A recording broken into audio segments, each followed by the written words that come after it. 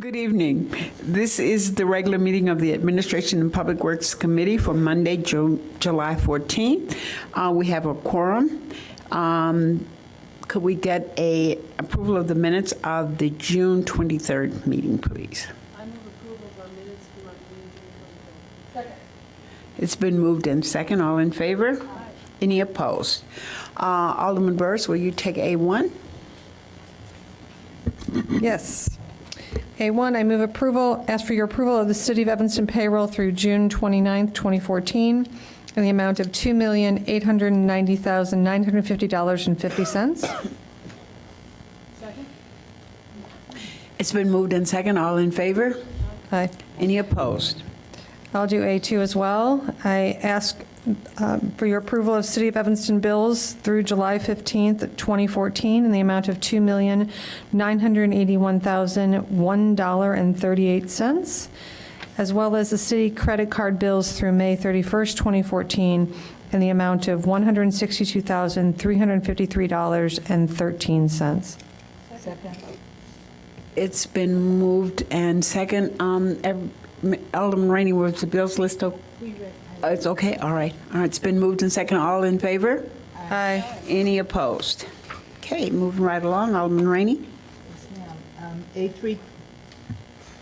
A3.1, asking for the committee's recommendation to approve professional consulting services contract with Smith Group, JJR, for the Church Street Boat Ramp renovation project. Funding is, we have a budget of $350,000, Illinois Natural Resources grant in the amount of $200,000. Total cost of the Smith Group is $68,000. Second. It's been moved and second. Alderman Rainey? Well, Madam Chair, when you read the information provided by our staff regarding their evaluation, we're lucky to have this group, I think, really excellent credentials.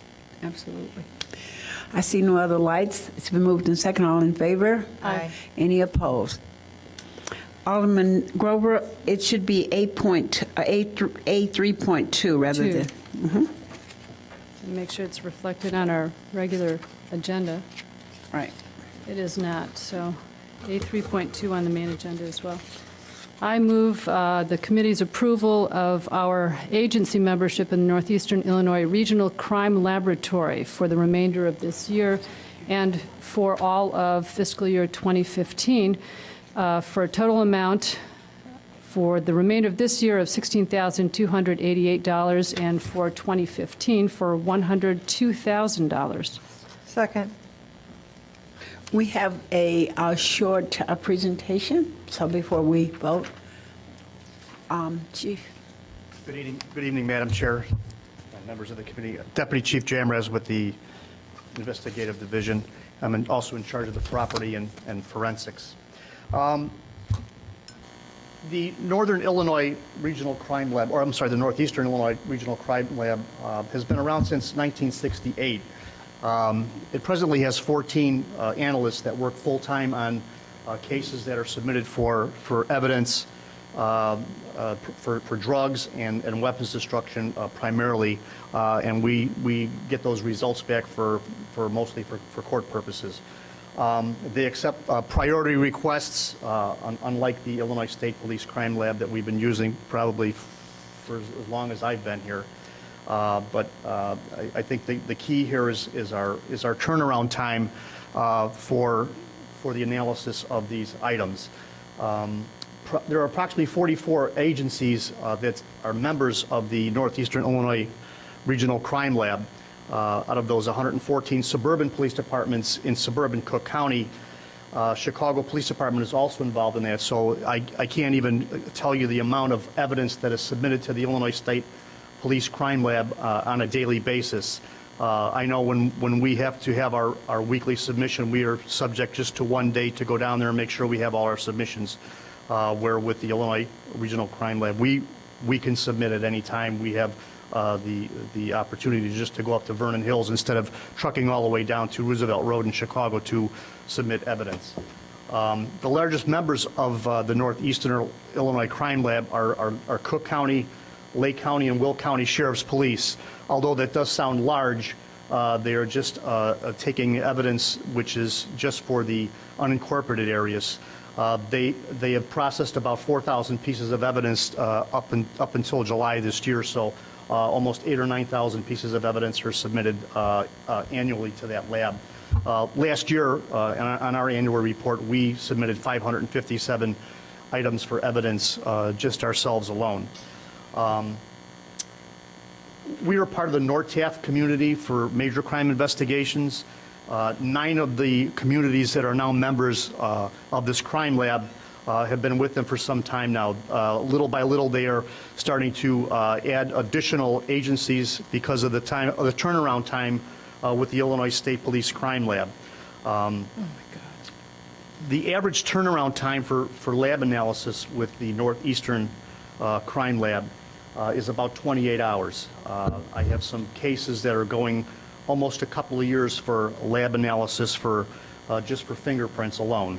So I think what's critical here is the part of the investigation, the arrest, and prosecution in these cases. If you've been to court on some of these cases, you know how many months these are continued, and we wait months and months and months for a lab analysis, particularly DNA, trace evidence on guns, and fingerprints are probably the longest that we wait for.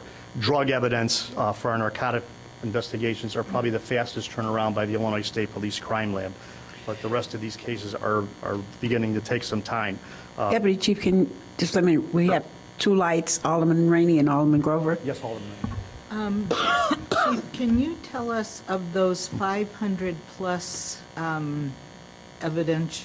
evidence items you turned into the crime lab this year, Yes. right? That was for 2013. Alderman. 2013. Yes, ma'am. Have you received responses on all of them? On most of them, on the drug cases, there's a quicker turnaround, but on some of those cases, they are still pending lab results. So I don't know exactly which one. I had brought in some examples from even a couple of years past that we're just getting results on now, and even as serious as homicide cases.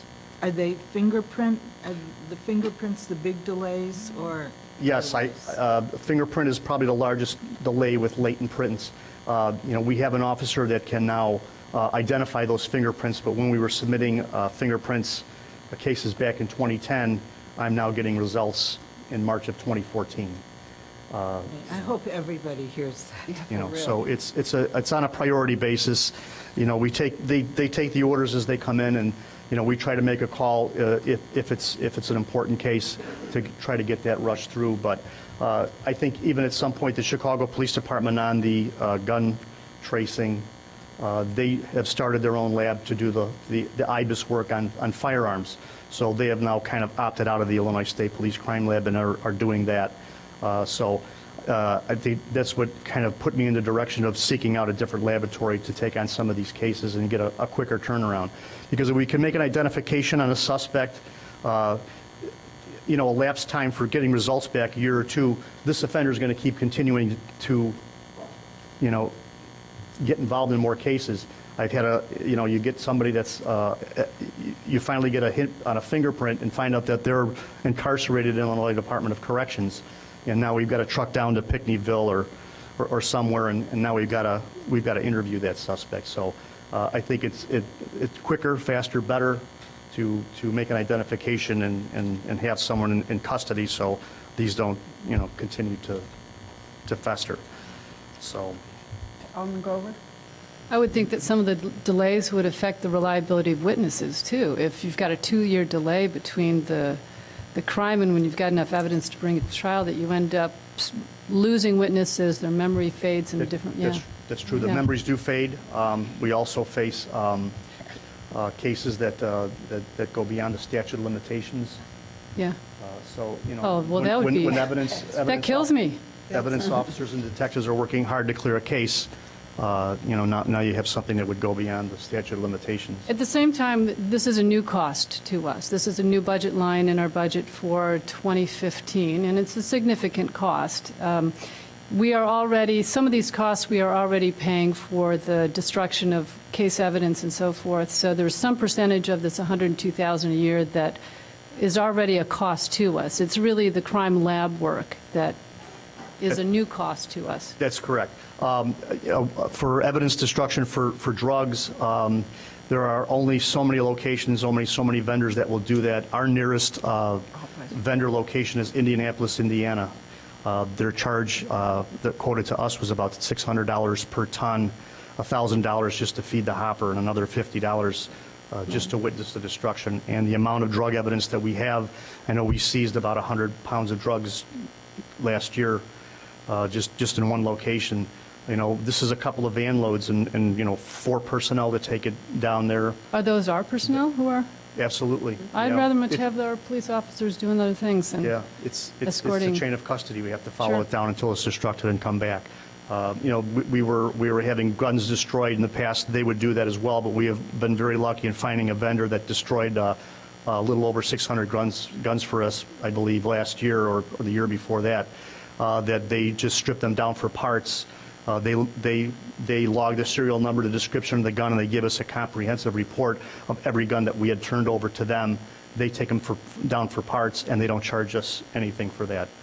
Do you think that if we can hurry up the availability of evidence to us, do you think that will affect the state's attorney's office and their willingness to prosecute some cases if the evidence is right there and there are no delays? And could it have an effect on the speed of prosecution even? It does, and I think it's going to benefit for us because of those other 9 communities that are within NORTAF.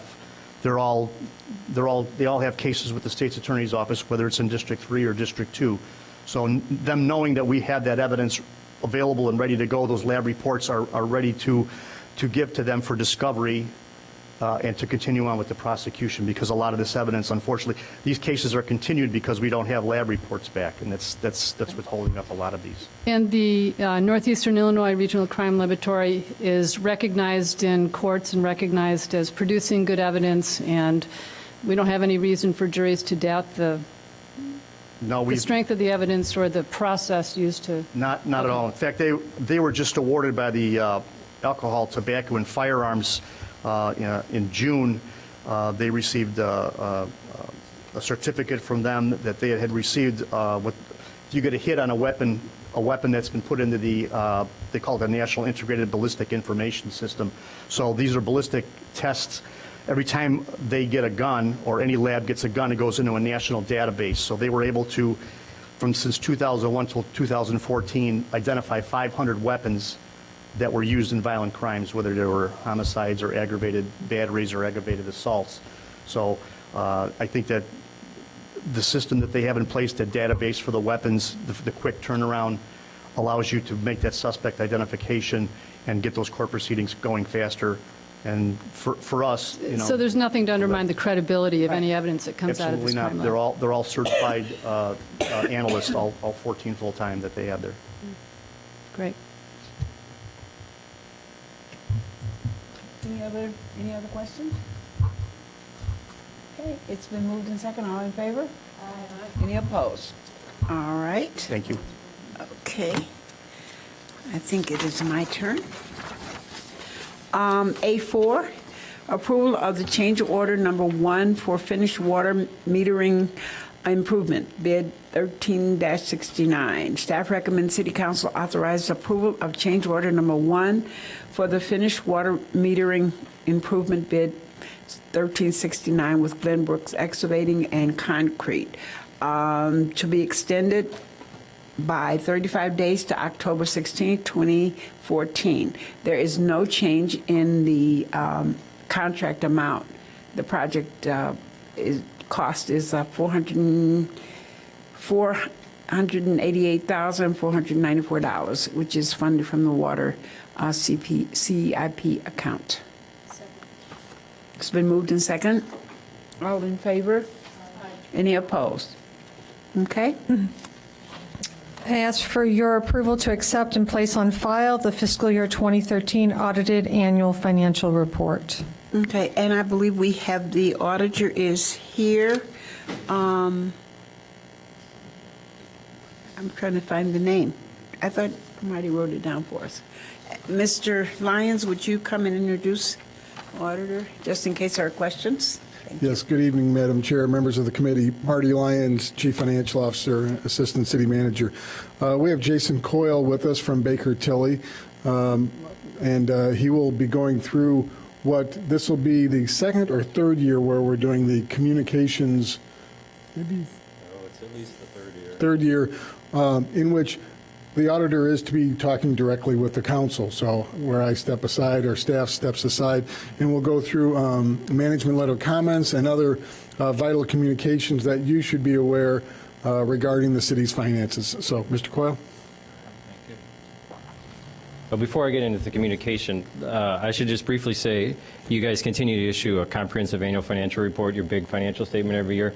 Your staff prepares this. There were 2 new accounting standards that went into effect this year that had some significant impact on certain parts of the financial statements, and they put a lot of hard work into completing this, and they're to be, in my opinion, commended on the fact that they have the ability to do this and the fact that they implemented those 2 new standards this year. So I won't get into that document unless you had any specific questions, and I'd be happy to answer those. But really, I want to talk about the smaller packet that you were given, either in paper or electronically, called the communication to those charged with governance, which would be you, obviously, and to the management.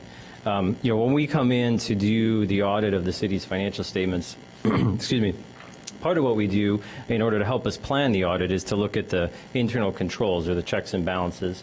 That's not the primary purpose of what we do, is to look at your checks and balances, but it is part of the audit procedures. And if we identify anything that needs to be improved, we're required to communicate that to you and to management. And so this document is, as we mentioned, continues what you've seen in the past several years, brings to you some of the improvements that we recommend. And really, these improvements or recommendations for improvement haven't changed from the past several years, and the city has included a response to several of these recommendations, one of which relating to cash receipts we believe will go away next year with the implementation of the new financial accounting package.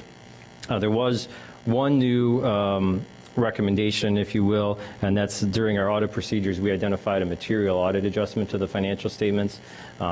The standards say that if we identify a material change to the financial statements, we need to make that aware to you guys. And so we did identify one change to the financial statements that the city didn't identify. It actually improved your financial position. There was a receivable that should have been recorded and hadn't been recorded, so it actually helped you, if you will, in your financial position. But that was the one thing that was in here that wasn't in here last year. Excuse me, we have a question. Yeah, Alderman sure. Rainey.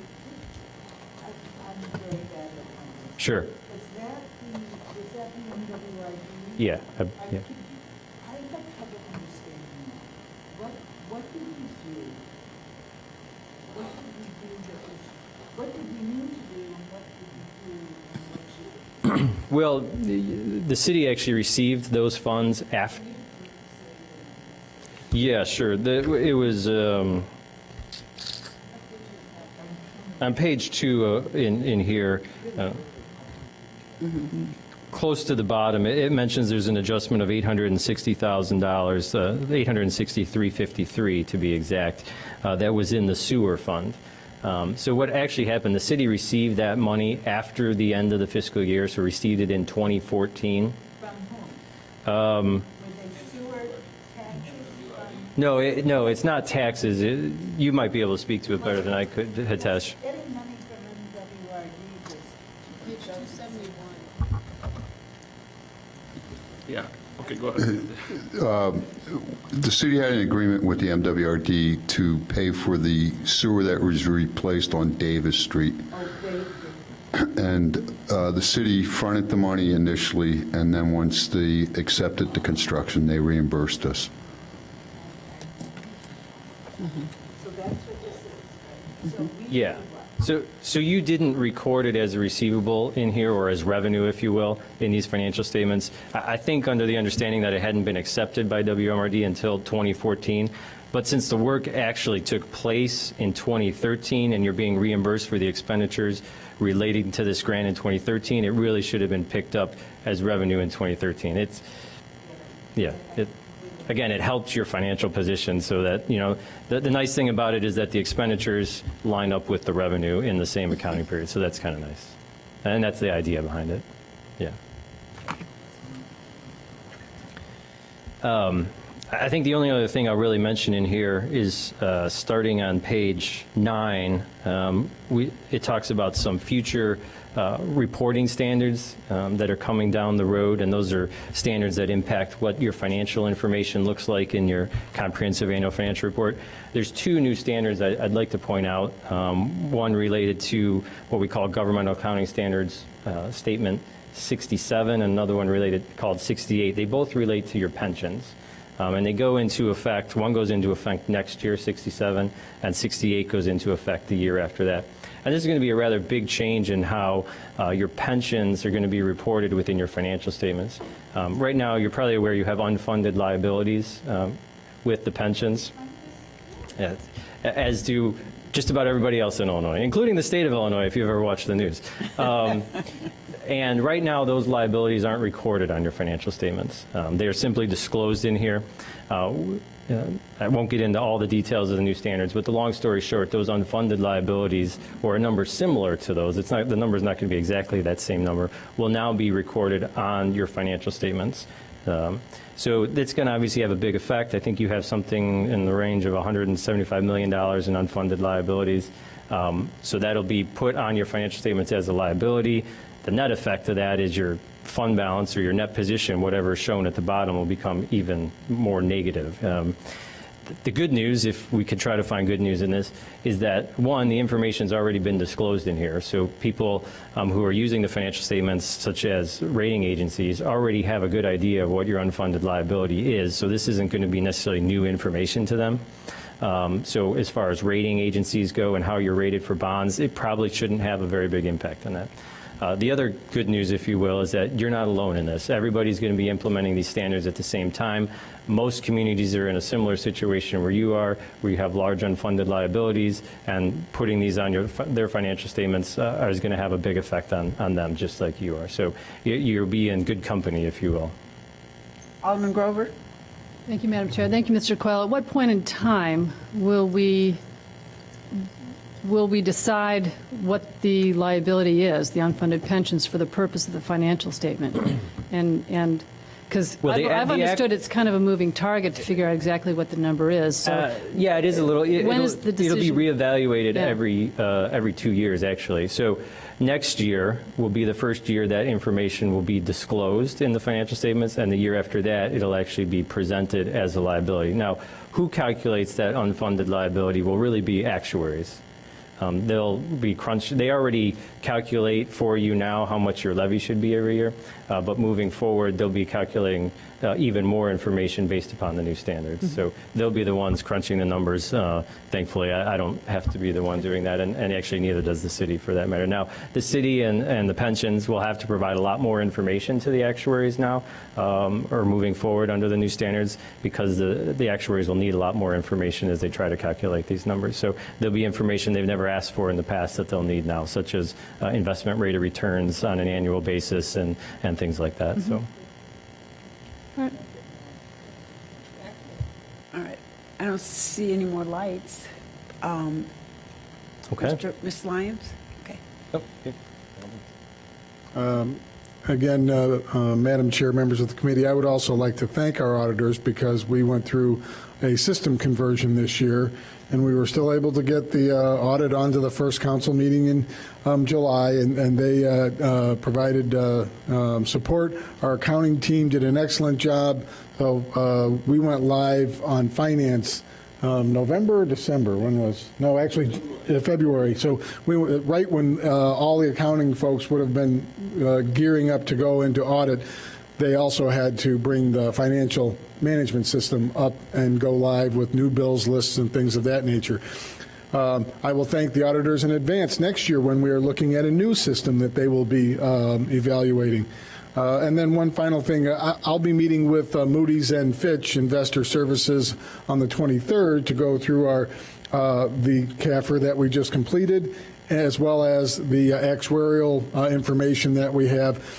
We do have draft actuarial reports. We did improve again, but both pension boards are currently reviewing those right now. So I think I was discussing this with our auditor. It'll be our investment advisors in the pension funds that will have a lot of the work, and so will we in putting a lot of that work together. But the biggest issue is improved transparency for our pension liability. So just continually pointing out exactly where every city, every public entity is with their long-term commitments. Okay, thank Thank you. you. It's been moved in second. Can we, all in favor of accepting and placing the report on file? Say aye. Any opposed? Okay. Yes, Are we changing all the numbers on the agenda, or just no, it was just that one. the one? Okay, Just the because one. they're all out of sync now. Absolutely. Yes, ma'am. Madam Chair, A6, I request the committee's approval of releasing certain closed session minutes. Our staff is recommending them, and there are 2 exhibits, A and B, and showing which part of which we can release. Okay, it's been moved in second. I see no lights. All in favor? Aye. Any opposed? Okay. A7. A7, which is ordinance 80-0-14, decreasing the number of Class D liquor licenses for the Mumbai Indian Grill at 1728 Sherman Avenue. It's been moved in second. See no lights. All in favor? Any opposed? Okay. A8, ordinance 87-014, decreasing the number of liquor licenses for, is that Remaki? Is that how you pronounce it? Doing business as Royan Sushi Bar at 1930 Central Street. It's been moved in second. I see no lights. All in favor? Any opposed? Okay. A9, I ask that we move approval of ordinance 66-0-14, enacting a regulation on disposable plastic shopping bags and other related issues. Okay, it's been moved in second, but I have a number of speakers, so we'll go to those speakers first and then for discussion. We have 4 speakers, Dick Peach, Jim Nelson, Jeannie Linwall, and Betty Esther. Want to come up in that order? Thank you. Good evening. I'm Dick Peach, 1414 Greenleaf here in Evanston. I'd like to speak on the plastic bag ordinance. I have a lot of experience with it. I helped write the original one back in whatever that was, 05, 06, 07, whenever. I think we are overreaching here. First of all, at the last council, I recall the request was being made for data and for information so that we could have an intelligent discussion about the problem. Now I suddenly see an ordinance. I don't recall having any data put before us. I don't recall any evidence being put before us. I think we are going way overboard with a ban. I think we have a lot of room here to educate, to incentivize people to do things, because the real problem isn't the plastic bags, it's you and I. We're doing the littering. We're the ones throwing them around. If we can't correct that, what's next? I can only tell you in front of my business and over in the west end of Evanston, my biggest problem is truly single-use items, which I don't think a plastic bag really is. I have single-use paper bags, single-use paper cups, single-use food wrappers all over the neighborhood. On the ride over here, coming up Dodge Avenue, that's all I saw were McDonald's bags, Burger King bags, Dunkin' Donuts stuff, bags just thrown all over the place, plastic cups, cup wrappers, plastic bottles. I didn't see a single plastic bag. I'm not saying that plastic bags cannot be an issue, but I don't think they rise to the level, at least we have not seen any data from anybody that says they rise to the level of banning And with a ban becomes a need to enforce. And that's a cost. I don't care how you do it, it's going to cost the city to enforce this. And I think we're much better off trying to get people to do what Whole Foods does, what some of the other grocery stores have done, which is ask people and show them how to recycle, how to reduce. I think this is a much better way to go at the moment. I think it's something we need to talk about long before we get to a ban on plastic bags. It's also as a dissent. There's only, according to the last report I got from Catherine, 52 businesses that this will impact in Evanston. 2 of which are very small businesses, both of which have tried historically to be good, responsible people. Harold's Hardware on Central Street, after this came up last time, went and pulled all of their plastic bags out, all their paper bags out, and purposely bought biodegradable, recyclable plastic bags. That's all they're using now. Now we're telling them they can't even use those because they're a franchise. So they don't know which way to go. They don't know which end is up anymore. I think we're going to find that to the business community, this is going to be not the best idea we've ever done. When we pride ourselves on being, quote, business friendly in this community, this waves the flag in the opposite direction. So I'd really like the committee to really reconsider and look at some of the alternatives before we get to a ban on plastic bags. Thank you. Thank you. Mr. Nelson?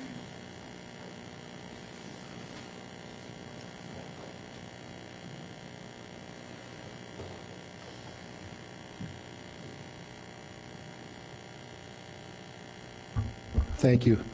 My name is Jim Nelson. I live in the 3rd Ward on Forest Avenue. And my parents moved to Evanston 75 years ago today, as a matter of fact.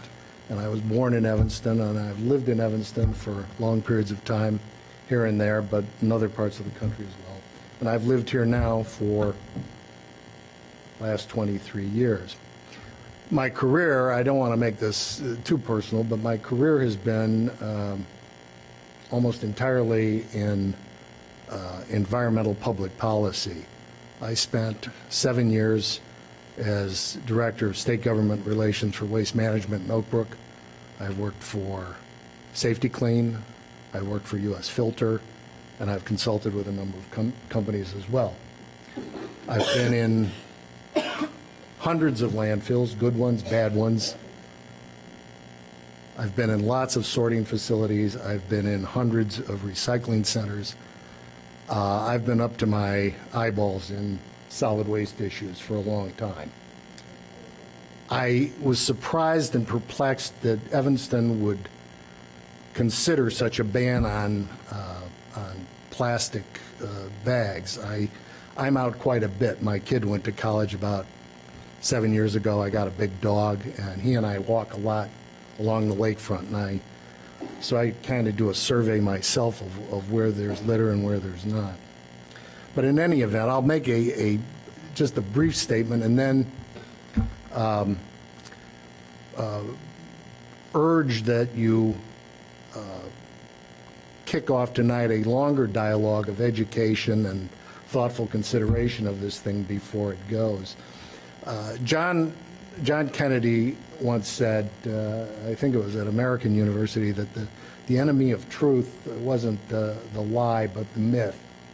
And from what I've seen in the documents and staff work, I see the due diligence, in my opinion, and in my experience, being a mile wide and in some places just a few inches thick. There seems to be a pretty thin reed on which to base this thing. The big problems are with this idea is that it's in my view, a feel-good initiative, which really won't do much. And I think that's worth a long discussion in and of itself. There was a lot of talk at the public meeting that I went to at the Ecology Center about greenhouse effects and carbon footprints, et cetera. And the unintended consequences, I think, of this thing, if you think it through and follow it through, is that if we were to ban these single-use plastic bags for some businesses and not for others, that there would be a movement towards disposable bags, or not, or reusable bags, most of which, all of which I've seen, except some canvas ones that I have, are made in China, which has some of the worst environmental problems in the world. They haven't signed the Kyoto Agreement on carbon. They're a mess over there. I've been to China, and I've seen what they have not done with their environment. It's a mess. Giving them more business, more jobs, et cetera, for reusable bags doesn't do anything for the planet. It doesn't do anything for our carbon footprint here in Evanston. As far as the waste stream is concerned, it's been said that that these bags are somehow a large part of the waste stream. I've been in a lot of recycling centers. I've been in a lot of sorting centers and landfills and incineration centers. And in my experience, I don't see it as being 3% or 2% or 1% of the waste stream, but a small percentage of the waste stream. There are other things in the waste stream which are far greater problems. I could go through disposable diapers and drinking containers and all kinds of stuff. But these aren't a problem, in my view. And as far as litter is concerned, Evanston is darn clean. The litter problem here is not that great, I don't think. I think this sort of an ordinance would be like trying to peel a grape with an axe. I'm down on the lakefront all the time with my dog, and I sometimes pick up a lot of garbage. I'll just bend over and pick it up, and I'll pick up a bag of stuff by the end of my trip. I dump it down in a garbage can down by Medill, and then I head back to southeast Evanston. And it's not such a bad thing. I think all Evanstonians should probably pick up a little bit of it. But the thing that I do see, when I don't see these single-use bags, I do see a lot of restaurant, when I do see bags, I see a lot of restaurant bags. People order a meal to go, blah, blah, blah, blah, and it ends up in the park. When I do see bags, that's the kind of bag that I see. Plus, there's a whole bunch of other stuff down there in the park as well. So anyway, I appreciate your time tonight. I would hope that this would, as I said, kick off a discussion and an examination of this, and what we can really do to make Evanston the green city that I think we all want it to be. Thank you. Thank you, Mr. Nelson. Ms. Linwell?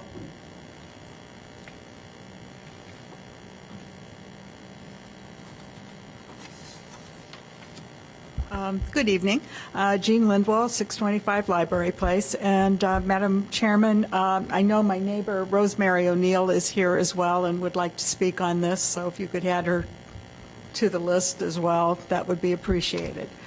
I went to the community meeting on June 5th, along with a number of other people, and it was an interesting meeting in terms of the information and the discussion.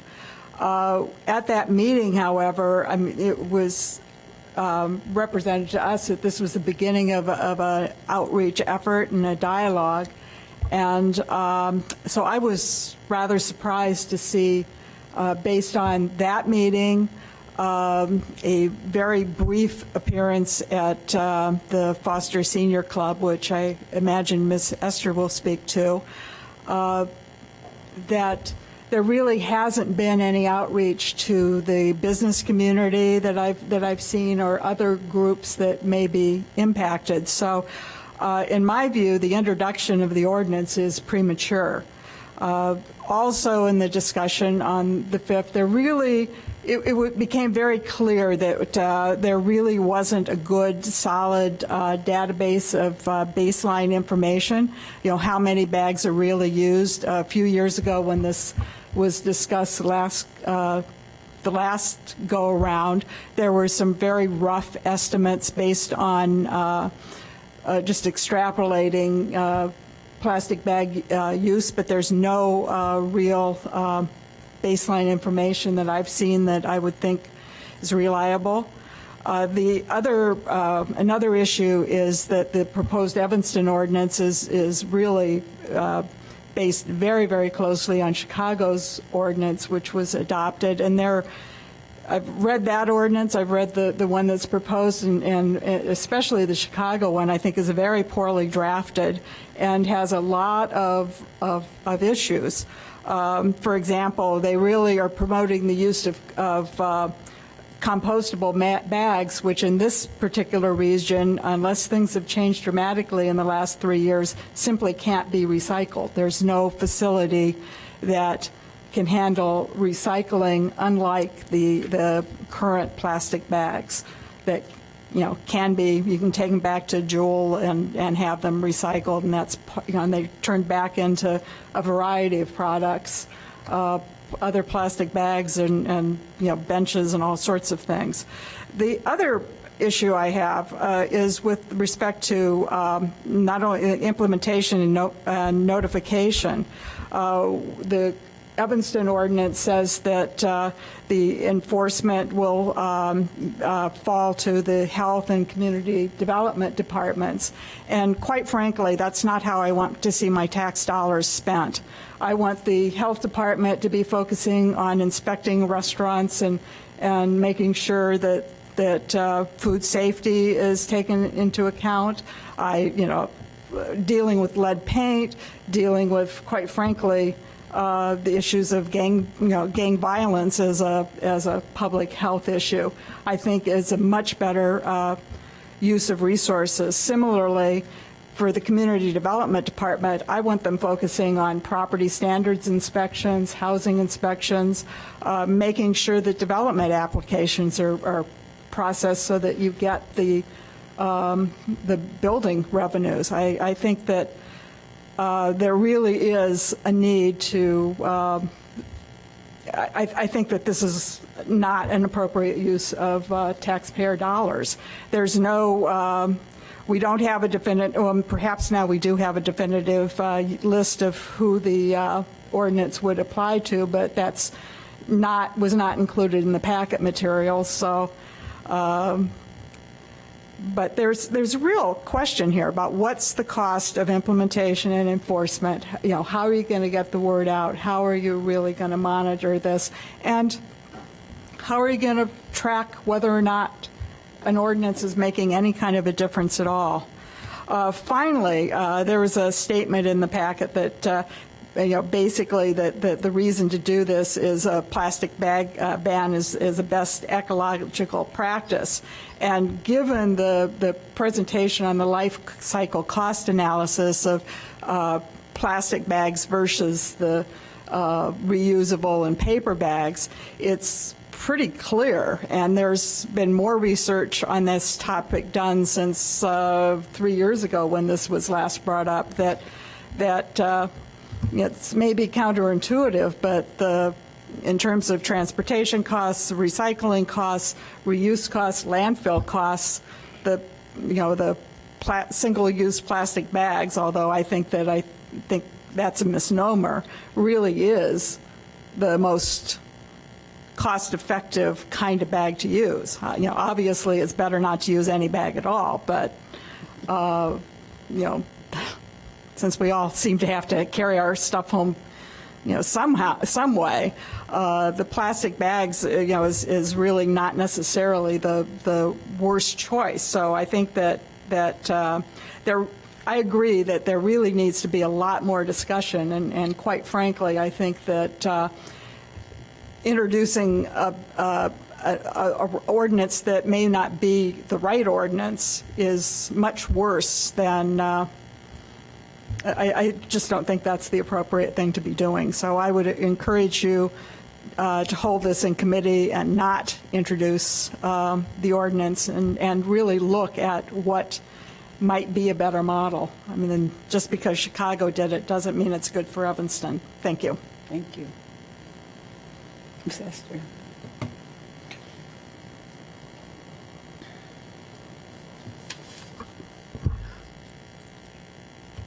My name is Betty Esther. I stay at 2031 Church Street.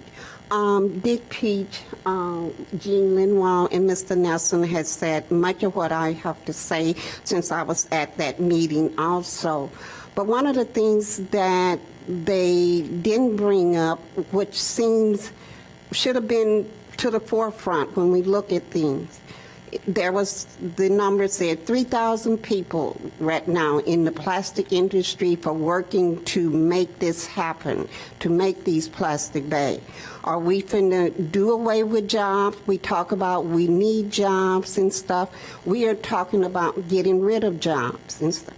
At that meeting, I raised questions about things that we had been doing in the past. What was the cost? What happened to when the city was collecting the plastic bag in the recycle place over on Oakton Street? And we was told that that information would be forthcoming. I haven't seen that information. The data that was given to us at the recycle center, and you have all kinds. You have this data says this, then you have these numbers says something else, and they are not coming up and not matching. What you have as for why we should do this, the data is much higher as to say you shouldn't do this. Because the data saying you should keep it is showing that the number of plastic bags that are put in the community, and one number was given 400 plastic bags on the beach. Then come to find out it was only 300 and something. So 300 and 400, that is a difference. And like Mr. Nelson says, you do not really see that many plastic bags laying around on the street. Yes, there are some, but not to the point that we need to have an ordinance that will inconvenience people and stuff. And at the Levy Center, what we got as seniors was a survey that we had to answer the questions. That's it, no background, no statistic, no nothing. That was fine. But when I came from the meeting at the Ecology Center, somebody said, well, when you go to the store and, they want to give you a plastic bag to put your stuff in and you have one item, if you have a big purse, think about just putting it in the bag. So I told my fellow seniors that, and they came back, they said, you know what, that's a good idea. I think I will start doing that.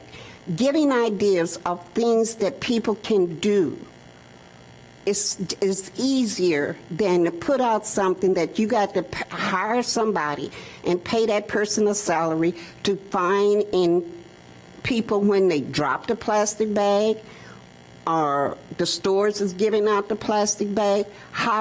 Is it going to be enforced? Who is going to do the enforce, and who is going to be the recipient of that enforcement? Is the ordinary citizen when they drop a bag?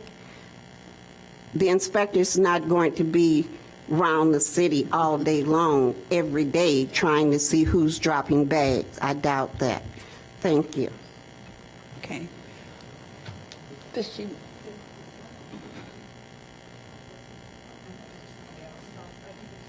want to speak?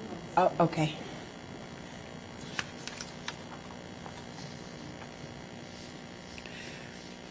Look at her sign in.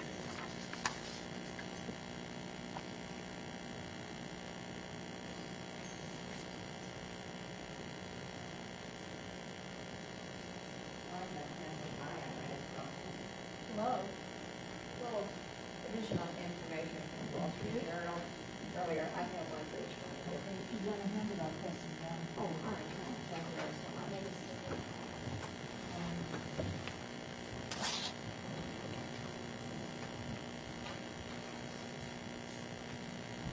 I'm Rosemary O'Neill. I live at 2044 Sheridan Road, and thanks to my neighbor, she has me up here. I arrived too late to sign up. I really didn't expect to be here. I was surprised to hear about it. It's sort of like beating a dead horse. I thought this had been solved several years ago. I happened to have been in the grocery store this afternoon, and I came home with like peaches and lemons and things like that that are sold in bulk. And as I was putting them away, I thought, You know, what are the stores going to do if you have a paper bag, then you can't see it when it's going through the scanner? But anyway, I really do think I agree with everything the previous speakers have said, and much more intelligently and well versed. But with Mr. Peach, irregardless of sex, age, or nationality, there is an adjective that applies to certain people. It's the good old American slang term, slobs. And there are always slobs, and they're going to be around. You can't do anything about them. And I just think that the whole, once in a while I'm up in Winnetka, and dare I say this, I go into the Grand grocery store up there because my doctors are up there and pick up something. But they have recyclable bags that self-destruct, I guess. So I really do think with all you have to do and the time that you give, and believe me, I appreciate what you do. It's a gift of your talents and your time and your energy. But I really think there are a lot of things in the town that are far more important than bringing this matter up again. So I do hope that you will give it serious consideration and maybe file it away and recycle the bags that was in. Thank you so much. Thank you, Ms. O'Neill. That's the last of our speakers. It's been moved in second. I don't have any lights. Alderman Rainey? Well, I just wanted to comment on bringing this ordinance to the council. One of the important ways that things are made better and discussed and more public is to bring it into the public arena. And by bringing us an ordinance, we have something to work with. If we didn't have an ordinance, we could sit here and, talk among ourselves for weeks. But we have some guidelines, some format to work from. And I don't think that indicates in any way, shape, or form that this is being pushed through in any way. And furthermore, there's absolutely not one thing in this ordinance that's been confirmed. I mean, this council is the only body that can make the ultimate ordinance, if there is one, what it's going to be. So I just don't see. I mean, in fact, I am shocked that Jean Lindwall would say that, because this is the best way to get community input. I didn't go to the environment meeting. Probably, how many people were at that meeting? No, I don't mean. All right, so 5 people were there? See what I mean? I mean, hundreds and hundreds can hear about this ordinance in this fashion. So I think it's a good thing that it was brought here. Do I like it? No. Would I vote on it tonight? Absolutely not. But that doesn't mean I don't want to talk about it and start, making it into something that I could support. And all the information and advice that people give us from the community is going to help create what eventually gets passed or defeated. So I just think that is not a legitimate argument, that it shouldn't be brought here. And I think our staff did do a lot of work on this, and we all have a lot more work to do. And I don't think that there's really any reason, and I don't know how my colleagues feel about this, about just holding it in committee. I would prefer to see it introduced so that it is made even more public and then kept in committee, brought back to committee. I'll go on to the council. Alderman Burrs. I want to say thank you to Catherine Hurley. You've done yeoman's work over the last several years on this. It's an outstanding issue. You've seriously brought so much education to many people in the community, from businesses to the not-for-profits. I can't imagine you have done any more than you could have under the circumstances. So thank you so very much. And I look forward to the full council discussion on this. I am obviously a proponent of getting rid of these awful bags that litter our streets. So again, thank you, Catherine. But there isn't just one answer. I mean, there's a whole lot of things to discuss. Because getting rid of plastic bags in 50 businesses doesn't get rid of plastic bags. But it's a beginning. Right, and I think Catherine is to be commended by giving, I think, a very fair view of Oh, I all the think pros and cons. Thank you very much for that. That was very helpful. Is that public? I mean, is that online on our website? Oh, it's excellent. It really is. Thank you so Everybody much. should see that you did do a perfectly balanced report. We can definitely get it online. Yeah. Great. Yeah, it was good work. Thank you. Okay, it's been moved and second. All in favor? Aye. So they'll be moving on then to the council. A10, I think that's you, I Alderman, think that's me. Yeah, I think it's Alderman Rainey? Yeah. A10, Madam Chair, we're being asked to recommend for introduction ordinance 91014, which authorizes the 2014 general obligation bond issue in an amount totaling not to exceed $13 million. Second. It's been moved in second. I don't see any lights. All in favor? Aye. Any opposed? Okay, before we moved on to our items for discussion, Miss Esther, you had signed up for bills. Do you? Oh, I guess she's not there anymore. Oh, okay. Well, she had signed up for bills, so I didn't know if she wanted to speak or not. It's okay. Evidently not, because she wouldn't have gone out if she wanted to speak, I'm pretty sure. Well, for our items discussion, we have the discussion of the Class D liquor license. And I think we have a presentation, Mr. Farrar. That's all right, she can wait. Madam Chair, Mr. Farrar, were we supposed to get information on this background? There's information coming to you in the form of one slide. It's a very brief presentation. Got it. Madam Chair, Madam Chair, members of the committee grant for our Corporation Council, with respect to recent discussion, there has been some questions and some desire on the part of the committee and the council to revisit the issue of Class D liquor licensing in the city of Evanston. As this slide depicts, there are approximately 51 license holders that can serve alcoholic liquor that are licensed as a Class D establishment. That number is subject to some fluctuation based upon tonight, but that gives you a general idea of the universe of license holders right now. You will recall, Madam Chair and members of the committee, that in 2013, the law department, with the involvement of the mayor, the local liquor control board, this committee, and the full council, effected a complete revision to the city's liquor licensing scheme. And one of the things that was done was to take a number of licenses that dealt with restaurants and alcoholic liquor sale and put it into one overarching Class D license. Simply put, the Class D license permits license holders to serve all alcoholic liquor, which is beer, wine, and spirits. The current code language states that the sale is only to patrons who are offered a complete meal. By way of contrast, the Illinois Liquor Control Act states that liquor shall be sold with meals, shall sell with meals. So some of the interest and the concern and the consideration that has arisen recently is with respect to meal service. Does that actually mean that the meal is delivered to the table, or is it only offered? And what we did is we looked at the Illinois Liquor Control Act and we compared and contrasted the current city language with the ILCC language. So you see a difference there.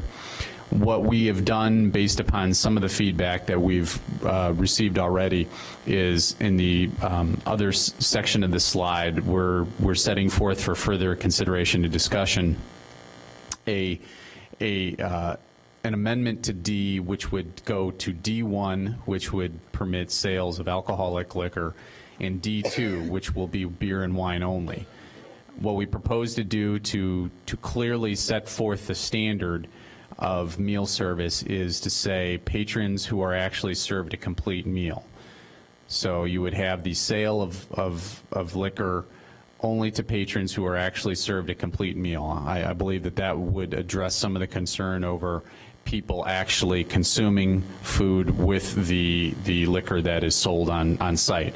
And if the committee and the council were so inclined to give staff direction, we could have D2, which would be proposed to be beer and wine only, restating that same language as well. So what we tried to do is revisit this issue and through this discussion, propose those items for council's discussion and consideration. Okay, Mr. Grant, we have lit up like a Christmas tree up here. Alderman Grover, Alderman Rainey, and Alderman Burris. Thank you, Madam Chair. Mr. Farrar, what's the license for a restaurant that wants to sell beer, wine, and booze? Is The it current fee is, are you asking about the? as proposed? Would it be a D1 for beer, wine, and booze? Or It would be D1. It would be D1. For beer, wine, and booze? Yes, Okay. yes. So D1 includes all of it. D2 is really just the beer, wine. The breakdown, yes. Alderman Rainey? Well, I'm sure you're familiar with the proliferation of small plates. Many people do not order a complete meal anymore, and I think the complete meal is difficult to define. I would prefer, if you have to have something about food, given a certain license, I would suggest that during the service of meals, something like that, but not to imply that you have to have a complete meal in order to order liquor. And how would you define the complete meal? I There you go. can't. So That's the therefore, problem. so I think So you you're can't have absolutely a right. sandwich and a salad, I mean, what That is could be a complete complete- meal? could be. It's confusing. That's where the discussion has been trending in the last couple of weeks, so. You're It right. started like that when we originally started with licenses. I was there, and we had this argument then. I think it was food. I think food is the issue, is that there be some type of food served. I think that was my take on it. Alderman Burris and then Alderman Grover. My comments are exactly the same. What complete meal to you may be different than a complete meal to me. And so how are you going to define that? It just seems like a no-win situation on that. And again, small plates and a complete meal, does that include a sandwich and you don't get chips? Is that not really a complete meal? So we need to. So just so I'm hopefully crystallizing the feedback that I'm receiving right now, would it be fair to assume that the issue here is taking out complete and just say offered a meal? What I would really like is to have a copy of that. Could you give us a copy of that?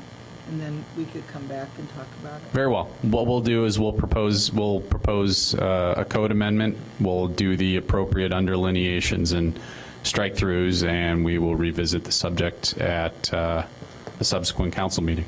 Madam Chair? Alderman Grover? Yeah, I just had one question, and if we're going to, as looks like we're going to do, tie the service of alcoholic liquor with the service of food, it'd be good to know how it would work best for the restaurant server or for the restaurants. That is, what language makes it easy for them to know what they're doing and when they're going over the line and what works, what doesn't. So if there's a way to touch base with restaurant owners who might have some feedback on what would be workable for the language of an ordinance as well. What I will do, Alderman Grover, is I will have our liquor licensing manager follow up with the current licensees who hold Class Ds and solicit comments and feedback and ask Yeah.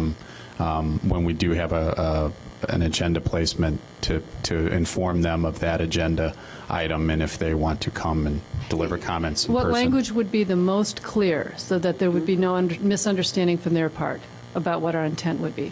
Very well. Thank you. Alderman, don't go leave yet. Alderman Rainey? Right.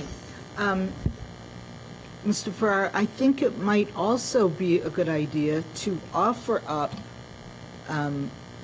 Class D1, Class D2, Class D3, however many categories you see, and see if people would like to, which they'd like to apply for, or change to.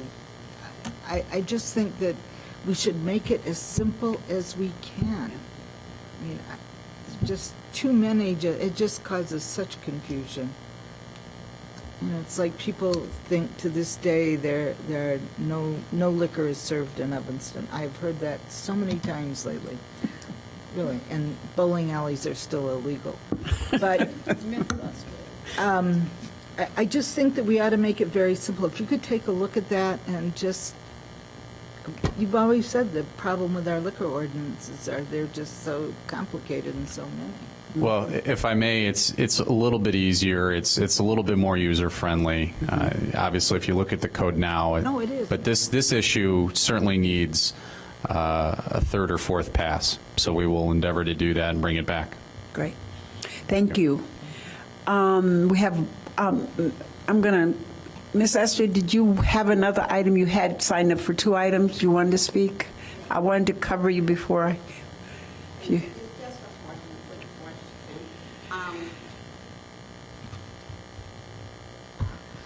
Mr. Bakowitz is not here, so I couldn't ask him, and then I wouldn't have to come up.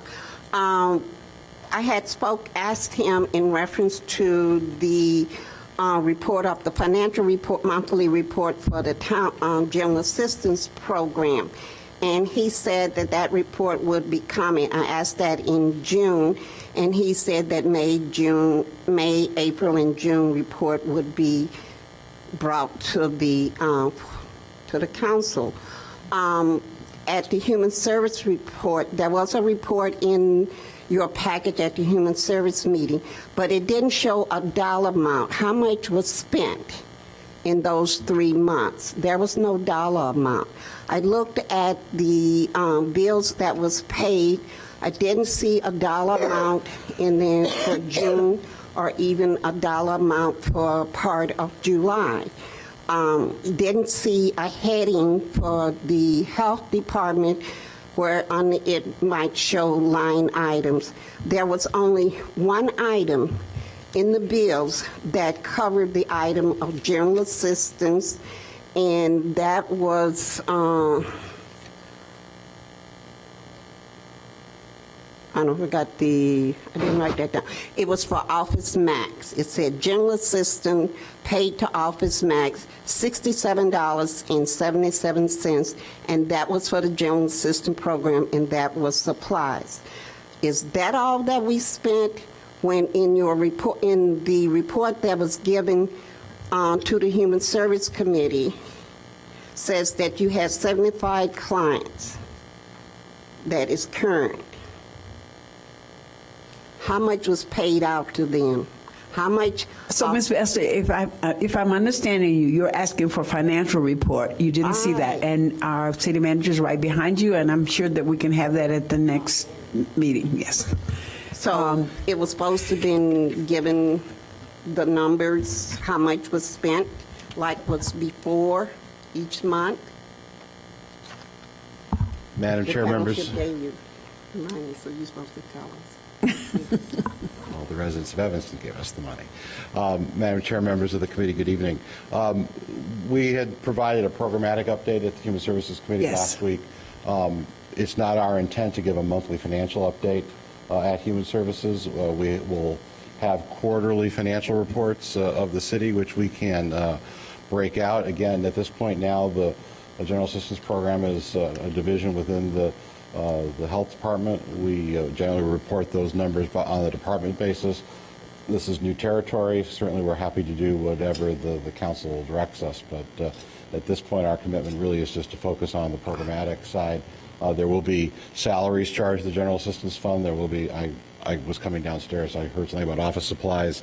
All those charges will continue to be appropriately charged. I mean, there's no rent, there's other things that we would not put toward that. But when there's a direct expense other than the general assistance payments, we will continue to bill that to the General Assistance Fund. So I really look for the council's direction, how much more detail on a line item basis you're looking at.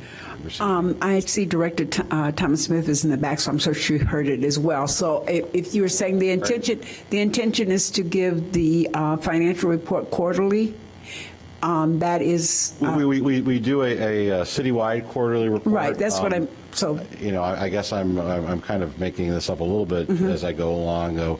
We talk about these kinds of issues on a quarterly basis. I'm sure, Mr. Lyons, we can come up with a single sheet. We summarized funds. In essence, this is a summary of a fund now, and we can have that. I don't know that it'll be at the detail Ms. Esther's looking for, but certainly we can have it in the broad categories that we're planning on doing the next quarterly report at the meeting in August, and we'll endeavor to have that available then. Does that make sense, Mr. Lyons? Yes, and this last Friday, we did put the May 31st financial report in the Friday packet, and it would have also gone up on the website. So that was the first month that the city would have taken over as having a general assistance fund. So there were revenues and expenditures, and as the manager noted, though, it isn't at that level of detail. So we did start reporting that on a monthly basis beginning May 1st on the city's books. Right. And I would think that probably the quarterly report should be fine until people are comfortable with understanding the system and that it is not the general assistance system anymore. It is the city system. Sure. So I think that's where the confusion is. Alderman Rainey? In the manager's weekly report, is that distributed to the press, or is that simply Actually, any internal? Evanston resident can sign up and get it emailed to them now. So Because sometimes that has information in that report regarding things that aren't, handed out at the council meeting. Right. For example, the monthly report that the finance division does is included in that, and then is posted on our website. So we don't come to the full council on a monthly basis. So, Ms. Hester, if you'd like, you can sign up for that. I don't think she knows she's not knowing that we're talking about this, so maybe someone could deal with her directly so she knows. No, I'm very aware of what you're talking about, the monthly report. I look at it. No, I'm talking about the weekly report. The weekly report. Yes, the weekly report. Okay, so you have a weekly report. Yes, we have a weekly report. The city manager puts out a weekly report. It's pages and pages long in the form of, when you sign up for emails from the city, it's one of those things you can sign up for. It's very, very helpful. And that in that weekly report, like the second week and around the week of the 15th and the week of the 30th, when those checks are given out to the clients, that will show up in there. Well, what are you looking for? I'd like to know exactly what you're looking for, then maybe. Sounds like a fishing He just answered me. He said, no, the checks would not be there. Well, yeah, because you wouldn't have those individual checks. I mean, is that what you're looking for? That's why I'm trying to figure out what it is that you're looking for. Maybe we can figure out a way to get you the information, if it's possible. You wouldn't have maybe the individual name and what that check was, or you would just have a number. But somewhere, there should be data that shows X number of dollars was spent out for 175 clients. Well, so that is that. So he said that I'm sure we have that. information is going to come quarterly. Right. That would be in our quarterly report. That's what he just Okay. said. All right. And I said, okay. Oh, that's fine. Okay, that's fine. We'll create a sheet, and everyone will get a chance to see it in August. But we're going to continue the programmatic. The reports that Director Thomas Smith gave, we'll continue those on a periodic basis at Human Services. Absolutely. Ms. Lyons, you wanted to comment?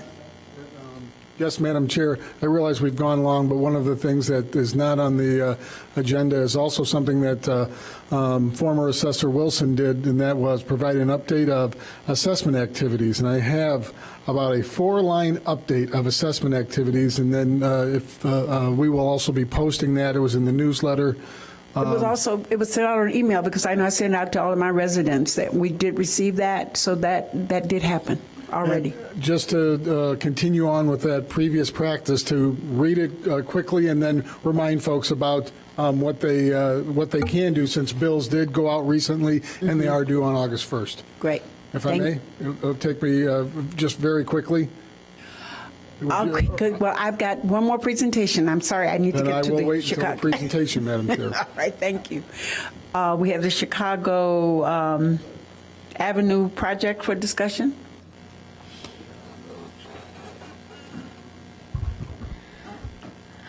Good evening, Committee Chair, Alderman Holmes, and committee members, and Mr. Stoneback. I'm Suzette Robinson, the Director of Public Works. And tonight, we will be doing a presentation on the Chicago Avenue Sheridan Road improvement alternatives. And really, the purpose of this presentation is to complement the public hearing that we will be holding on Saturday. We thought this was a great opportunity to present the information that we're going to be presenting at the public hearing, so that those that can't attend the meeting, public workshop, those that can't attend that meeting could also find out about what's going on with the project, what we're proposing. So I have here tonight Mike Kerr, who is the Vice President of Christopher Burke Engineering, and he is also the project manager for this project, and he would like to go through a few slides, and then we're going to be soliciting input from you if you have any, and then we'll also do the same at the public meeting, and then we'll be coming back at a later date to hopefully reach some type of a consensus on the final design proposal that they will pursue for later this year. Okay. So, Mr. Kerr, and I'm going to pass. Thank you. I will move pretty quickly through these slides. As Suzette said, this is a presentation on the Chicago Avenue Sheridan Road improvement alternatives. First, I'll cover a little background information.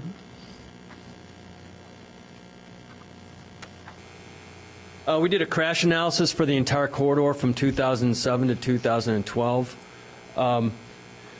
The main takeaway from this slide, I'm not going to read the entire thing to you, is that the most vulnerable users of the corridor are pedestrians and cyclists. They were while only 28 of the crashes involved pedestrians and only 22 involved bicyclists, the rate of incapacitating injuries was much higher with peds and bicyclists along the corridor. This is some overall bike data supplied by Strava. It just generally shows in a heat map form where the heaviest bicycle use is in Evanston, and you can see that it's right on Sheridan Road. And what's very interesting there on the right is that it's not only along Sheridan Road, but it's along the widened sidewalk on the east side of Sheridan Road. Both of those are dark red, which indicates that that's the higher uses in the city. Specifically, we took bicycle counts on May 20th of this year, and vehicle counts and pedestrian counts for 12 full hours. At the intersection of Chicago and Sheridan, we had a total number of 950 cyclists. Of those 950 cyclists in that 12-hour period, 31% of them are on the road, and 70% of them were on the sidewalk. It's even a little more interesting is that on that same day, same intersection, there were over 9,000 pedestrians within the crosswalks.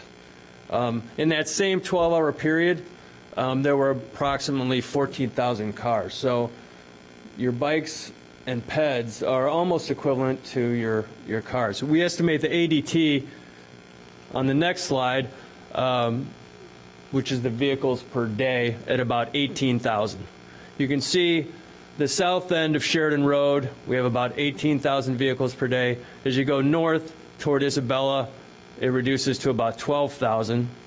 And the split at Chicago is 7,000 vehicles per day on Chicago and 11,000 on Sheridan. A little background on the funding. This project will eventually be funded with $1.6 million from IDOT, which is the result of a jurisdictional transfer, I think, that occurred many years ago. A recently awarded federal grant, ITEP grant from IDOT. I think this was before you back in August of last year. That's $1.5 million. And then MFT dollars for $950,000. And the Northwestern share is yet to be determined. They've attended a couple of steering committee meetings with us, and we've presented this very slideshow and discussed some of this with them. Table of contents, I'm going to run through the Chicago Avenue corridor, the Sheridan Road corridor, some of the corridor amenities that we think would make the corridor safer and more attractive, and finally discuss the new traffic signal at Sheridan Road and Campus Drive. So Chicago Avenue, Grove to Church. In the existing condition, it's 4 lanes with parking on both sides. In the proposed condition, we're proposing a two-way cycle track on the west side of Chicago in place of one of the parking lanes. As you go north, the existing section is only 2 traffic lanes, 1 lane in each direction with parking on both sides. In this section, we would continue that same two-way cycle track on the west side of the street. I'm moving through this a little quicker than Sheridan Road because I think this has been before you before. And the slide presentation is kind of long and we've run late. Yes? I do want to be very clear about this. On this section here, we'll be getting, according to this plan, we'll be getting rid of parking in the downtown area.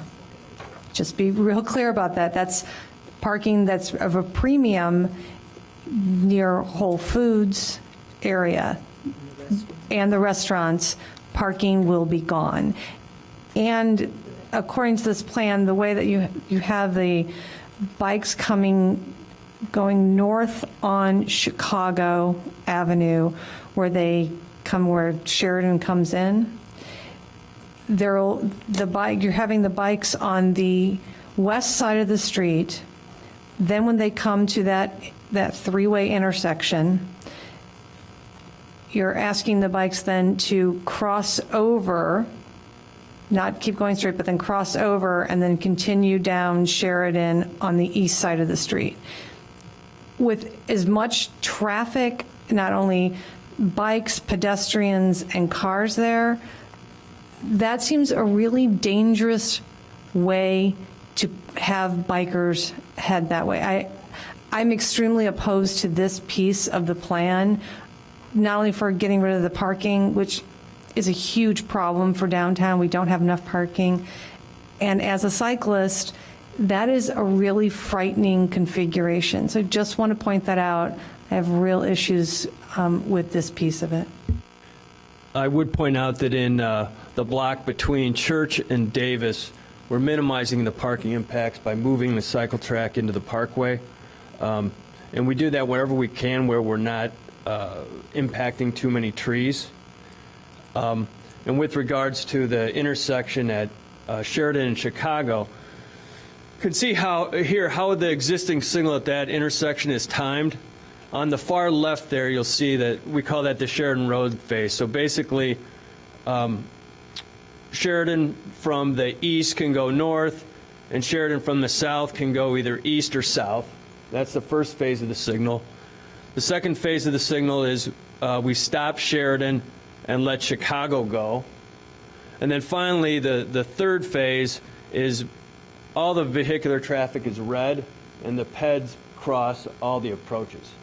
So a way to handle the situation that you've described is we would continue with that cycle track up along the west side during either the Sheridan Road phase or the Chicago phase, where they'd be staged just north of the existing crosswalk.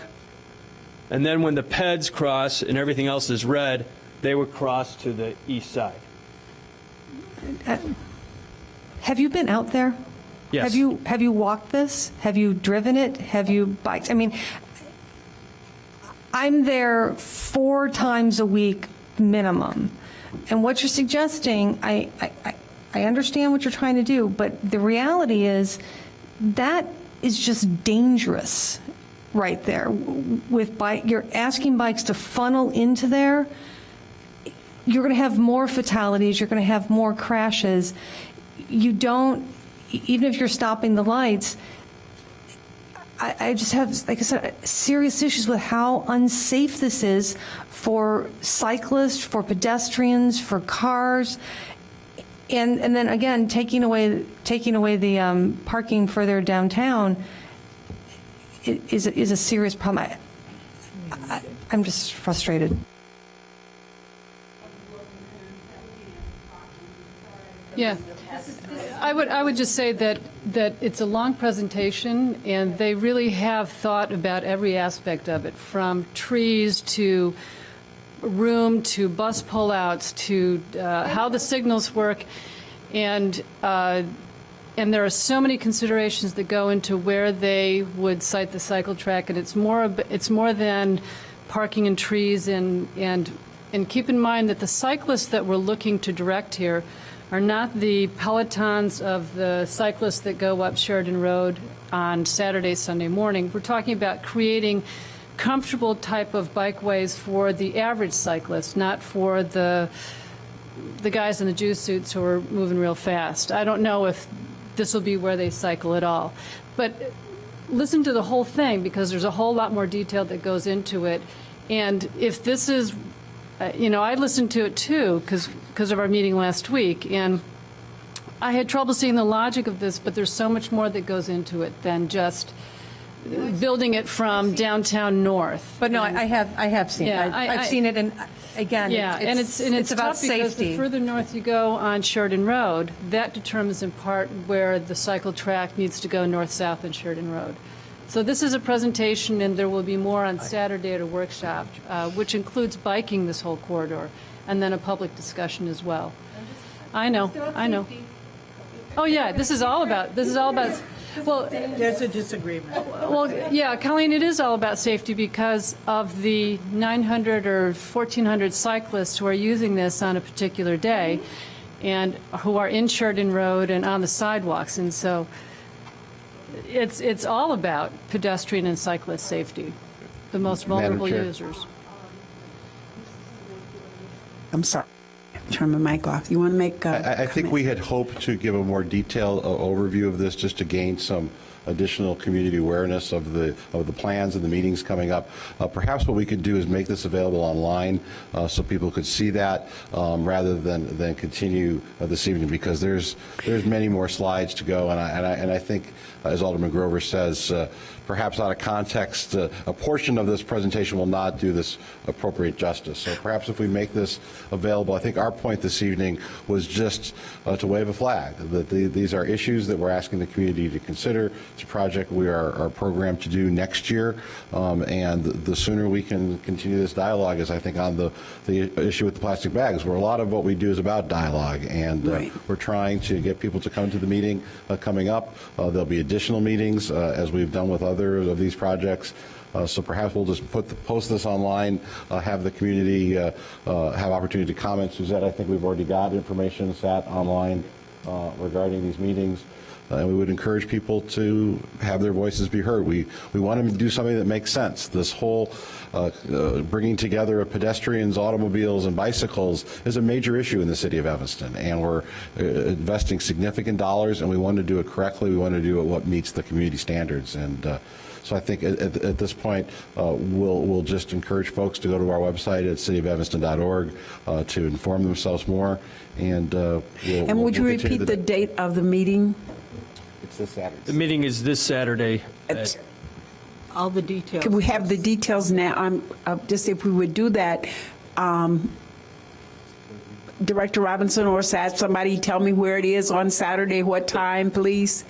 The meeting is at the Rotary International headquarters on Sherman, beginning at 9 a.m. And that information can be found on the city calendar, and we'll also make sure that this presentation is posted by tomorrow morning in a conspicuous spot on our website that people can find it.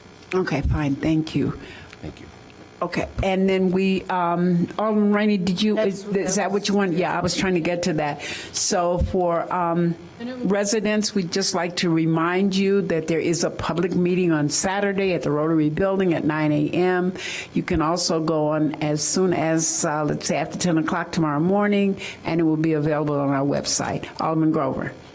Let's just make sure we get the information right, because I'm looking at the city's website, and it says that it's from 9 to noon, informal open house meeting at the community meeting room at the library. Has it moved?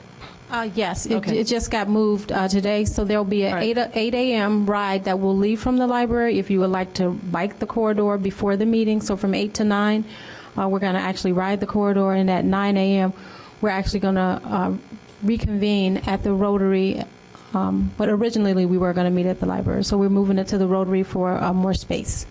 Great. All right. Thank you. That really does conclude our agenda, and I think, 10 minutes, 8:45, we will start the Planning and Development Committee meeting. Oh, may I have a motion for adjournment? It's been moved in second. We are adjourned.